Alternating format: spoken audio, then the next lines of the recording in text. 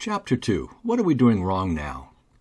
With congressional approval rates sitting around 13% or less, my guess is we all have a sense of what is wrong in Washington. Growing numbers are feeling Washington is out of touch and no one is representing us. What is driving this sentiment?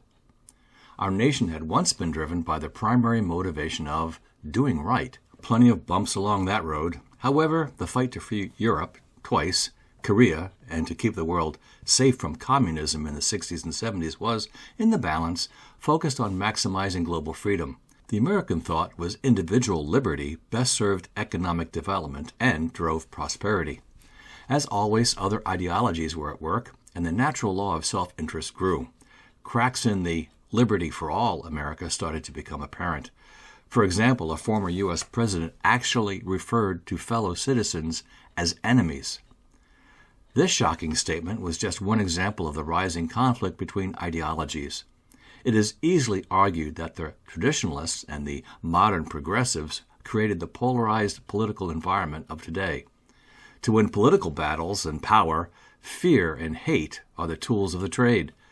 Create a story of injustice and label your opponents as mean, uncaring oppressors.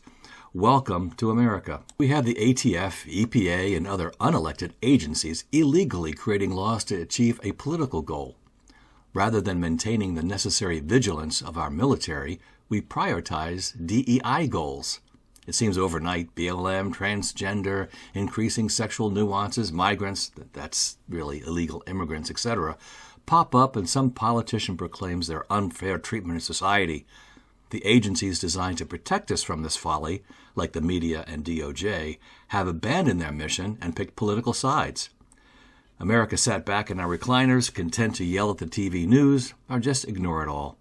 The once wise federal system, with only 18 enumerated powers for Congress, has grown to cover over 630 federal agencies.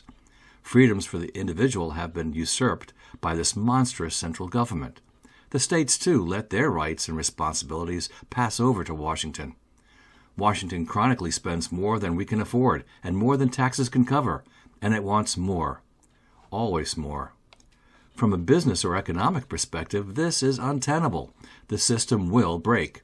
But worse still is the tribal competition between ideologies fueling the desire to grab more dollars, more power in our society. Our representatives voice an imagined hatred from their enemies, and thoughtless passions explode to fight against their fellow citizens. Can we even relate to past voices of Americans?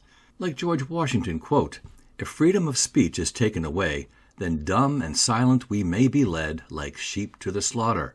Or how about this one? Quote, "One flag, one land, one heart, one hand, one nation evermore," from Oliver Wendell Holmes. And here's a quote from Abraham Lincoln. Quote, "The people are the rightful masters of both Congresses and courts, not to overthrow the Constitution, but to overthrow the men who pervert it." Thomas Jefferson wrote, quote, "Experience hath shown that even under the best forms of government, those entrusted with power have, in time, and by slow operations, perverted it into tyranny." End quote. And maybe some of you remember this one. Quote, "And so, my fellow Americans, ask not what your country can do for you, ask what you can do for your country." Unquote. John F. Kennedy. America, where are you headed?